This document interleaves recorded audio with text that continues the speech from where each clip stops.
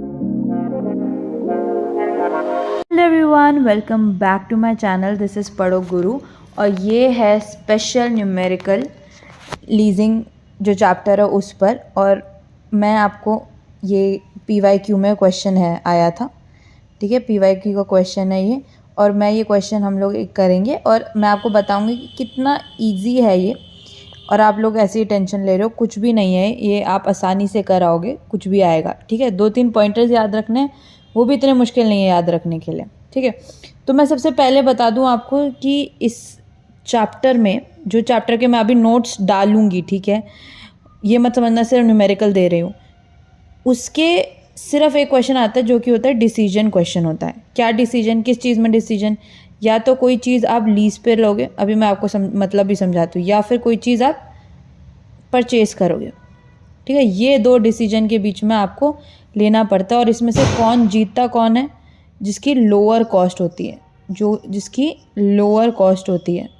Last में तो हम यही चाहते हैं ना कि लोअर कॉस्ट हो, ज़्यादा महंगा क्यों देना है हमें, वो बेस्ट चॉइस होता है। ये तो पहला पॉइंट होगा, ये याद रखना, ठीक है।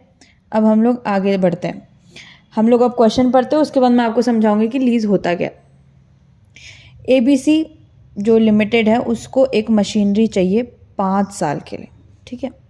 अब उसके पास 2 ऑप्शन है, या तो वो लीज पे लेगी, या तो वो लीज पे लेगी, लीज मतलब रेंट पे लेगी, ठीक है। और या फिर वो परचेज कर लेगी, बट परचेज करने के लिए भी उसको क्या चाहिए? पैसे चाहिए। वो पैसे कहाँ से आएगा? लोन से। वो लोन लेगी और उसके बाद वो परचेज कर लेगी, ठीक है। अब इसमें क्या लिखा हुआ है कि 14% पे वो लोन लेगी। अब हम लोग देख लेते हैं कि क्या क्या दिया हुआ है। पहले हमें दिया हुआ है कॉर्पोरेट टैक्स रेट, फिर टैक्स रेट मतलब मैं अभी आपको समझाऊंगी, ये वाला एक मेन पॉइंट है, ये आप याद रखना। मैं मेन पॉइंट को हैश में वो कर रही हूँ, ठीक है। उसके बाद एनुअल लीज रेंट कितने, आप में मैंने बोला कि लीज क्या होता है? रेंट होता है। इसका मतलब मंथली, एनुअली या क्वार्टरली हमें क्या देना पड़ेगा? रेंट देना पड़ेगा, हमें एक पेमेंट देनी पड़ेगी। वो पेमेंट क्या है इस केस में? 1,20,000 5 साल के लिए, हर साल 1,20,000 जाएगा मशीनरी पे। अब अगर मेरे को ये खरीदनी है तो क्या कॉस्ट पड़ेगा मेरी मशीनरी का? वो है 10 लाख रुपए। कितना? 10 लाख। उसके बाद लोन रीपेमेंट, लोन भी तो देना पड़ेगा, तो वो 5 इक्वल हाफ्स में देना है 14% के इंटरेस्ट पे। 14% इंटरेस्ट प्लस 5 इक्वल हाफ्स। अब मशीनरी की बात हो रही है तो डेप्रिसिएशन भी लगेगा, और मैं आपको बताऊंगी कि ये टैक्स और डेप्रिसिएशन और ये सब कितना इम्पोर्टेंट है। और नो सैल्वेज वैल्यू, तो सैल्वेज वैल्यू मतलब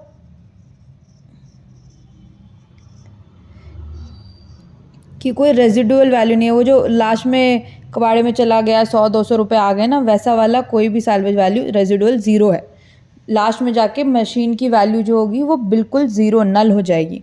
और ये क्यों ज़रूरी है? डेप्रिसिएशन निकालने के लिए। अब हम लोग थोड़ा सा 2-3 चीज़ें के बारे में हम लोग जान लेते हैं। सबसे पहला, ये आप ना यहीं पे लिख देते हैं, रेड से लिखते हैं, आपको याद आ जाए। ये है गोल्डन रूल, ठीक है, ये है गोल्डन रूल। अब ये गोल्डन रूल क्या है कि हम कुछ भी देखेंगे, कोई भी कंपैरिजन करेंगे, वो आफ्टर टैक्स होगा। क्या होगा? आफ्टर टैक्स होगा। कोई भी कंपैरिजन आफ्टर टैक्स होगा। और क्यों होगा? क्योंकि टैक्स की कॉस्ट होती है, आफ्टर टैक्स कॉस्ट होती है, जो कि हर एक डिसीजन पे हमारे पे इम्पैक्ट करती है, ठीक है। अब इसमें 2-3 चीज़ें और समझ ले लेंगे, ये भी मैं रेड से ही लिख रही हूँ। पहली बात तो जो लीज रेंट होता है, जो पेमेंट आप हर महीने करोगे लीज पे लेने के बाद, वो क्या होता है? वो होता है टैक्स डिडक्टेबल।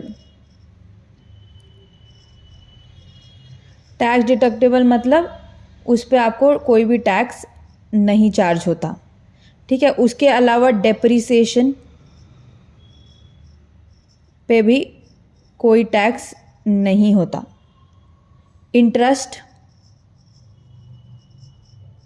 नो। तो ये सारी चीज़ क्या है, लास्ट में जाके जो इसका पैसा बचेगा, जो टैक्स हमने दिया नहीं है, वो क्या है हमारा, जो टैक्स हमारा बच गया वो क्या है हमारा, टैक्स शील्ड। और ये जो टैक्स शील्ड है, आप हमेशा याद रखना, ये जो टैक्स शील्ड है और यहाँ पर, ठीक है, ये टैक्स शील्ड माइनस होगी क्वेश्चन में से,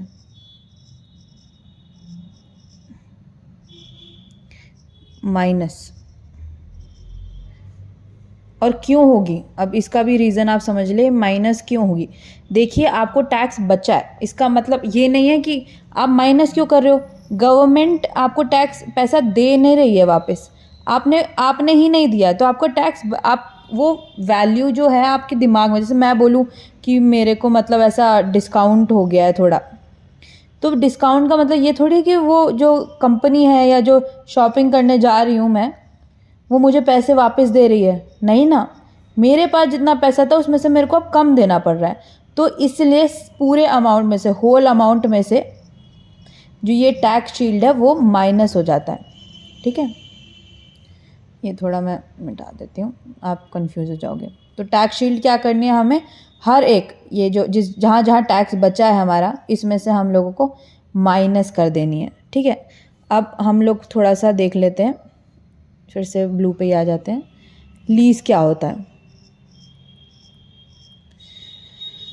ओके, तो बेसिकली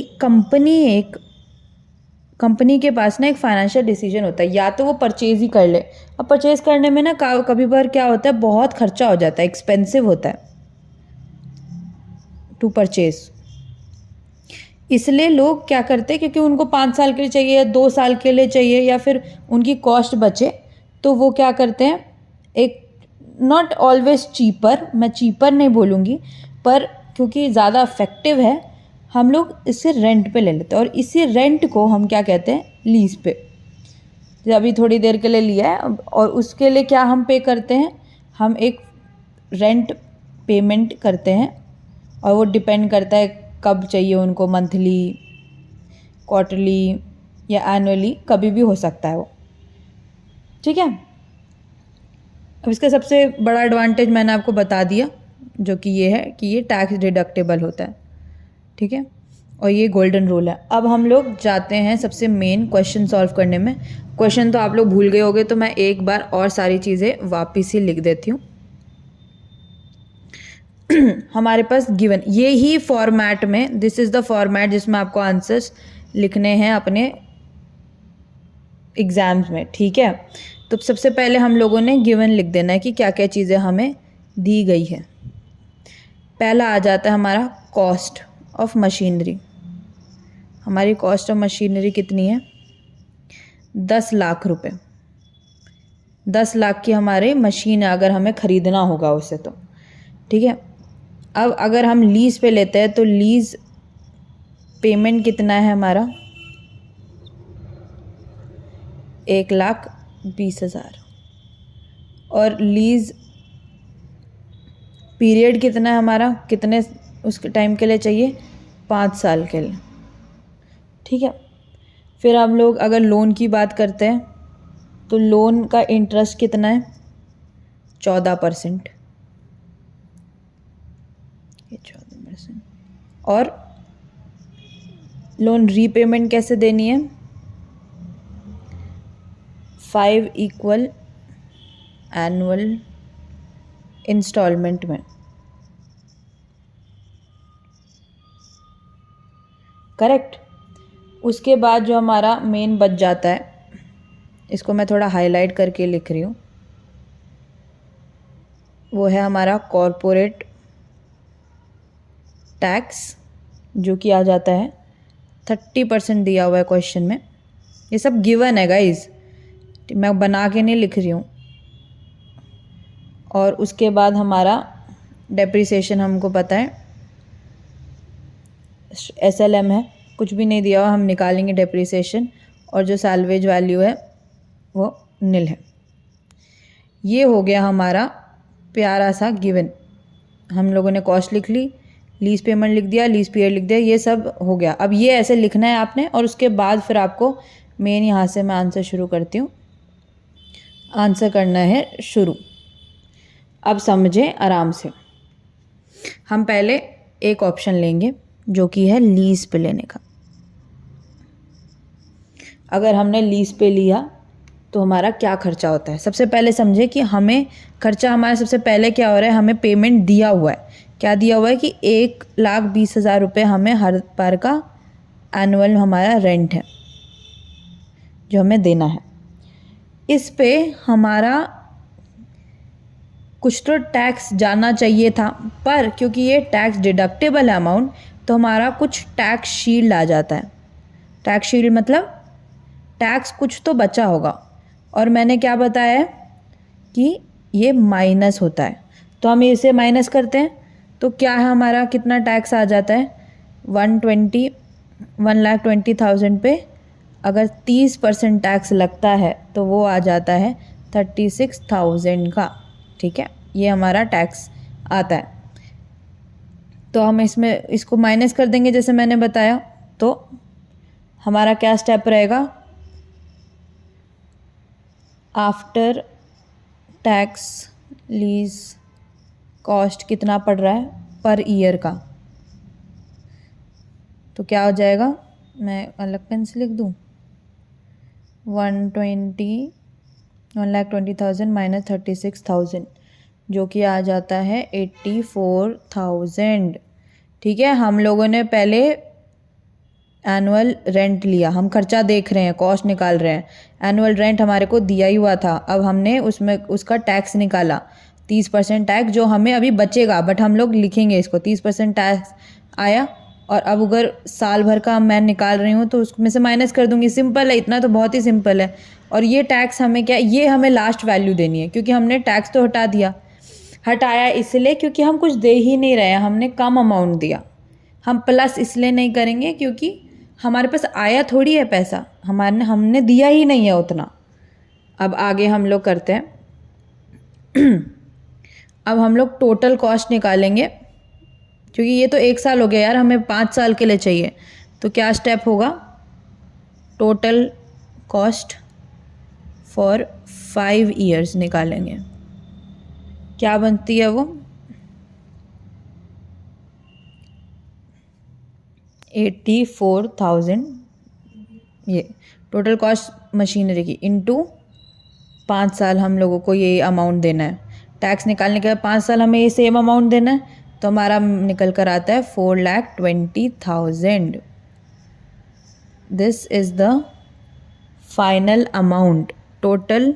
मैं मस्त गोल्डन से लिखते हैं, गोल्डन नहीं यार ये तो येलो, अच्छा ठीक है जो भी है। टोटल आफ्टर टैक्स कॉस्ट हमारी लीज के लिए कितनी पड़ती है, 4,20,000। बड़ा इजी है, कुछ भी नहीं करना है, रेंट लेना है, एनुअल रेंट है याद रखना है, उसमें से टैक्स जितना बचा है उसे माइनस कर देना है। जो अमाउंट आएगा वो उसको जितने साल के लिए लीज पे लेना है उसे मल्टीप्लाई करना है, हमारी कॉस्ट निकल गई।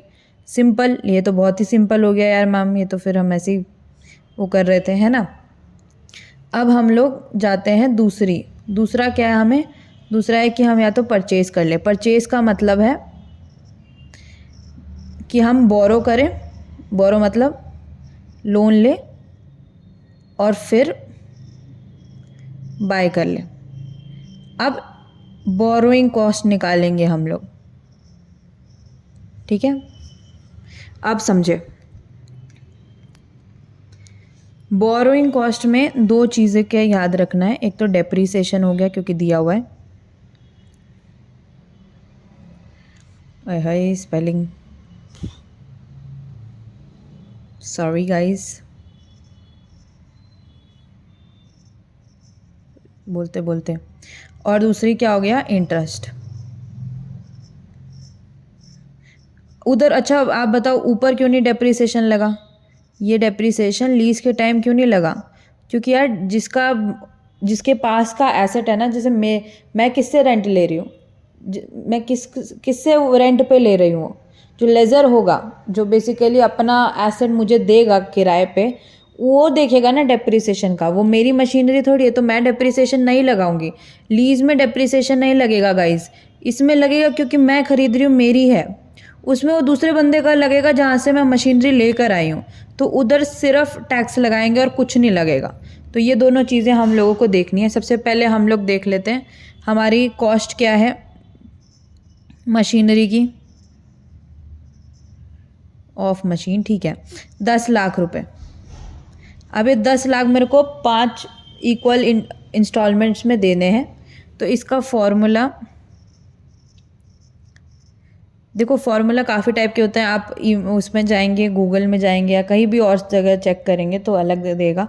तो ये फॉर्मूला मेरा है, मतलब मैं दे रही हूँ आपको, जैसा आपको कैलकुलेशन में ईजियर लगे। पी मतलब जो हमारा पेमेंट प्राइस है, प्रिंसिपल जो अमाउंट है, into rate upon 1 - 1 plus rate minus N. N क्या हो गया हमारा, टाइम पीरियड, ठीक है। अगर आपको किसी और वे में ईजियर लग रहा है आप उसमें करें। तो हम लोग ईएमआई निकालेंगे कि ये मशीन 5 साल में हमें हर पर ईयर कितना देना है, ठीक है।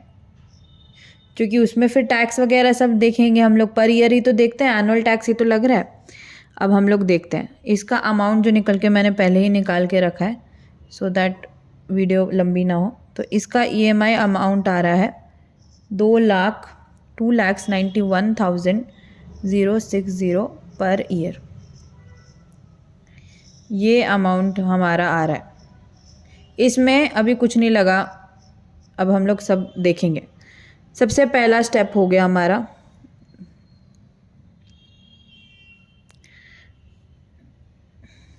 Step 1, depreciation. कोई सैल्वेज वैल्यू नहीं है, कोई वो नहीं दिया हुआ है, एसएलएम मेथड दिया हुआ है। तो हम सिंपली कितना निकल कर आएगा, 10,000, 5 साल का 2 लाख रुपए पर ईयर डेप्रिशिएट हो रहा है। अब इस 2 लाख पे हम लोगों ने क्या बचाया होगा, हम लोगों ने बचाया होगा टैक्स शील्ड, जो कि क्या होगी, बार बार मैं रिपीट कर रही हूँ, माइनस। तो 2 लाख पे 30% कितना हो गया, 60,000, ठीक है। इतना हम लोगों ने बचाया है। अब आगे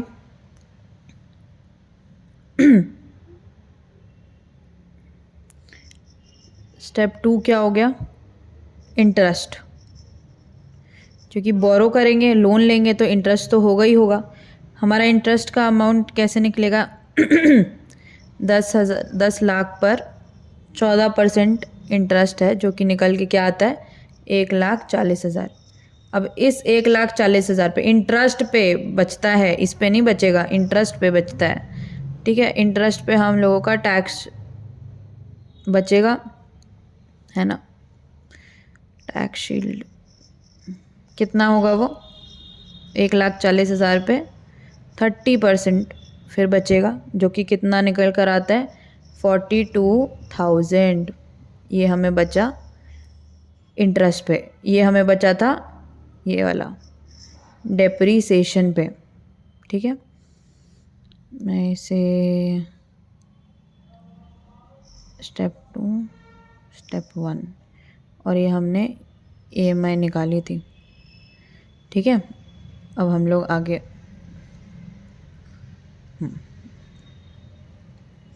अब हम आगे करते हैं। अब हम निकालेंगे इसमें से वेरी इम्पोर्टेंट, सेम ही कलर है यार ये तो, चलो छोड़ो, टाइम वेस्ट नहीं करते हैं।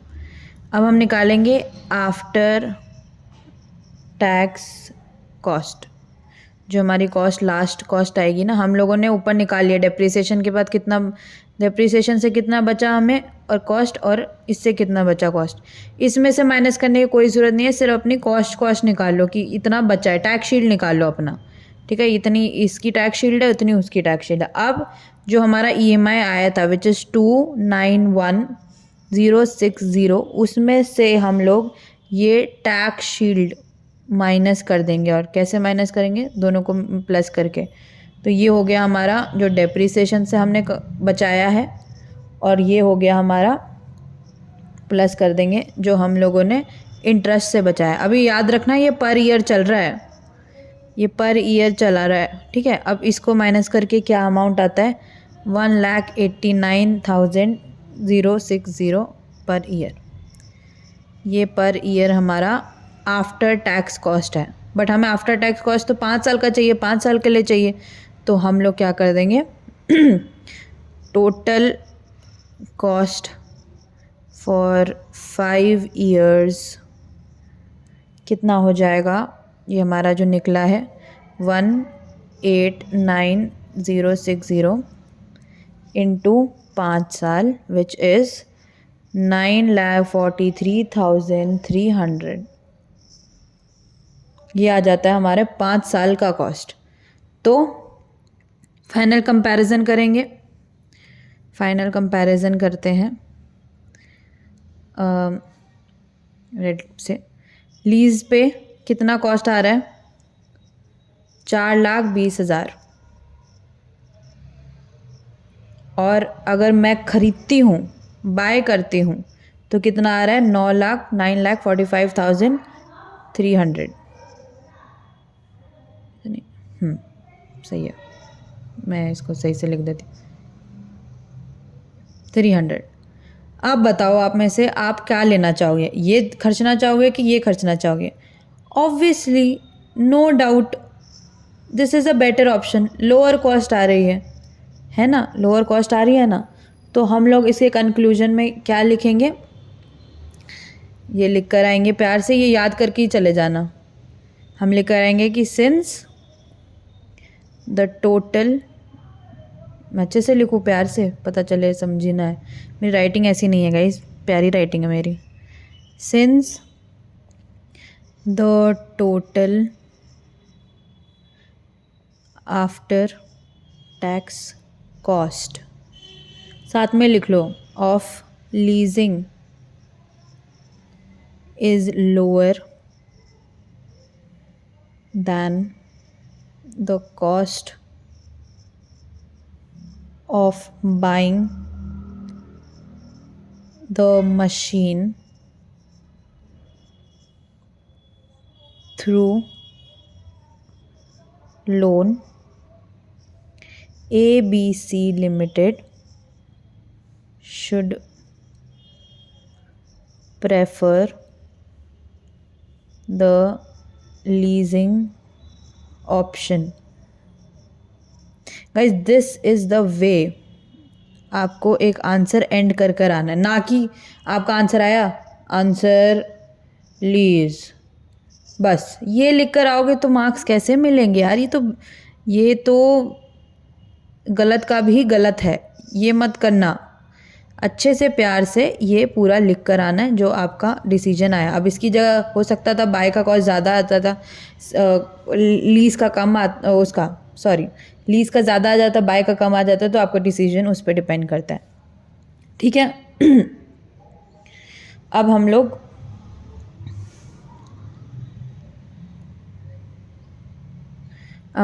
एक बार और रिवाइज कर लेते हैं हम लोगों ने क्या क्या कर लिया, और मैं आपको समझा देती हूँ वापस ही। ये हमारी कंपनी थी, इसको 5 साल के लिए क्या चाहिए था? 5 साल के लिए हम इसको चाहिए था, कम मशीन चाहिए थी। इसके बाद 2 डिसीजन थे, या तो वो लीज़ पे ले लेती, लीज़ मतलब वो किराए पे ले लेती कुछ साल, 5 साल के लिए, या फिर वो पैसे लेती, लोन लेती बैंक से और फिर जाके उसको ख़रीद लेती।